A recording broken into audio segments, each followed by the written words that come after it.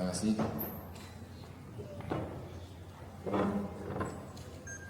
Assalamualaikum warahmatullahi wabarakatuh. Salam Om Swastiastu, Namo Buddhaya, Salam Kebajikan. Yang saya hormati Pak Kapolda, Pak Irwasda, para PJU yang hadir pada kesempatan ini, itu Pak Kabid Propam, Ibu Kabid Humas, dan tentu yang hadir pada hari ini juga ada pengawas eksternal yang juga mendampingi kami, serta rekan-rekan wartawan yang saya hormati yang sudah menunggu lama terkait dengan adanya dugaan pelanggaran kode etik Polri. Terduga pelanggar atas nama Bribda Masyas Victoria Sihai. Bapak Kapolri telah memberikan atensi kepada saya selaku Kapolda Maluku untuk menindak tegas proses tuntas dan memberikan rasa keadilan bagi keluarga korban serta melakukan proses hukum secara transparan. Bapak Kapolri juga menurunkan tim Kasriksus Itwasum Polri untuk melakukan pengawasan dan pemeriksaan secara menyeluruh. Dalam hal ini Polda Maluku juga mendapatkan asistensi dari Divpropam Mabes Polri sebagai pengawas internal, dan Polda Maluku juga mengikut sertakan pengawas eksternal dalam kasus ini. Pelaksanaan sidang dilaksanakan pada hari Senin tanggal 23 Februari 2026 dan berakhir pada tanggal 24 Februari. Jadi selama kurang lebih 13 jam 30 menit dari pukul 14 waktu Indonesia bagian 14.00 waktu Indonesia bagian timur sampai dengan 03.30 dini hari waktu Indonesia bagian timur. Pelaksanaan sidang dilaksanakan di ruang Propam Polda Maluku.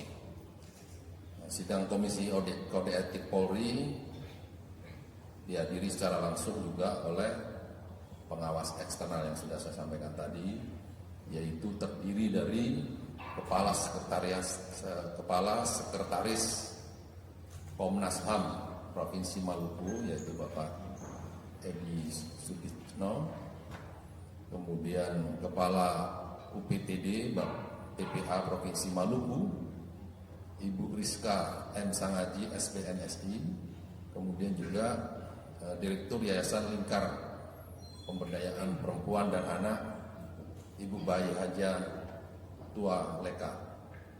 Selanjutnya penjelasan tentang sidang kode etik Polri akan disampaikan oleh Ibu Kabid Humas Polda Maluku, Ibu Kombes Pol Rosita Musagi SIK. Saya persilakan. Terima kasih yang terhormat Bapak Kapolda Maluku, Bapak Wakapolda, para PJU, serta seluruh wartawan yang dengan sabar menunggu dari tadi siang. Pada kesempatan ini akan saya sampaikan pelaksanaan kegiatan sidang kode etik Polri yang sudah dilaksanakan dari tadi siang, di mana Komisi Sidang Kode Etik Polri dipimpin oleh Ketua Komisi Kombes Pol Indra Gunawan SIK, didampingi Wakil Ketua Komisi Kode Etik Polri Kompol Jamaludin Malawat, serta anggota Komisi Kode Etik Polri Kompol Itzak Risambesi. Sebagai penuntut adalah Ibda John James Lole dan Aitu Edward J. Linansera. Dalam kegiatan sidang yang diagendakan tadi siang, dilakukan pemeriksaan terhadap saksi yang hadir langsung dalam sidang kode etik Polri di ruangan ruang sidang Bitpropam Polda Maluku sebanyak 10 orang saksi yang terdiri dari 9 saksi anggota Brimob dan 1 orang saksi korban atas nama Nasri Karim Tawakal.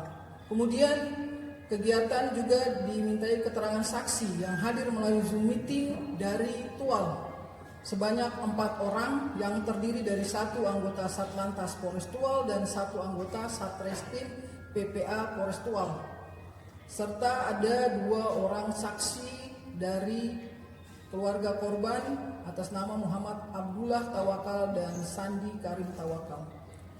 Dan terakhir dilakukan pemeriksaan terhadap terduga pelanggar atas nama Bribda Mesias Victoria Siahaya.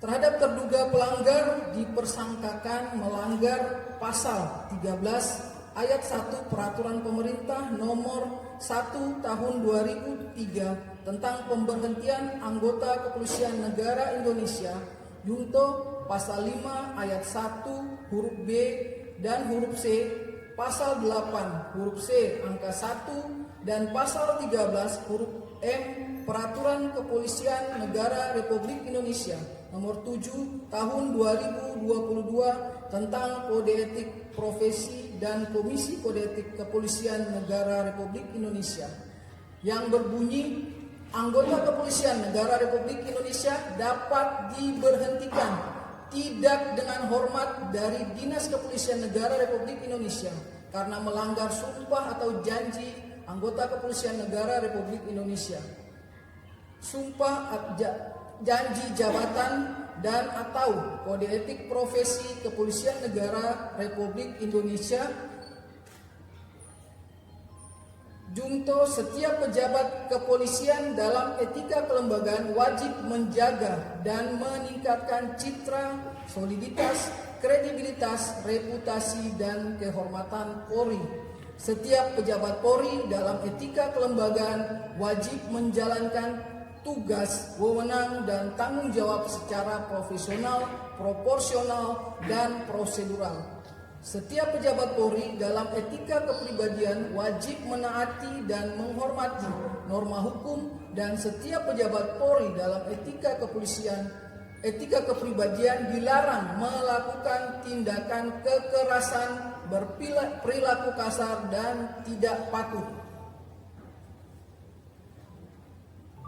Berdasarkan fakta-fakta persidangan, pelanggar dinyatakan terbukti melanggar pasal sebagaimana yang dipersangkakan tersebut di atas. Kemudian Komisi Kode Etik Polri menjatuhkan putusan berupa 1. Perilaku pelanggar dinyatakan sebagai perbuatan tercela. 2. Penempatan pada tempat khusus selama 4 hari. Masa penempatan pada tempat khusus dijalani oleh pelanggar terhitung mulai tanggal 21 Februari 2026 sampai dengan tanggal 24 Februari 2026. Dan yang ketiga adalah pemberhentian tidak dengan hormat atau PTDH sebagai anggota Polri. Terhadap putusan yang disampaikan tersebut, terduga pelanggar atas nama Bribda Mesias Victoria Siahaya menyatakan pikir-pikir terhadap putusan yang dijatuhkan oleh majelis. Demikian penyampaian proses sidang yang dapat kami sampaikan. Kami tutup dengan wabillahi taufiq wal hidayah. Wassalamualaikum warahmatullahi wabarakatuh. Baik, terima kasih rekan-rekan wartawan. Saya kira itu yang perlu kami sampaikan.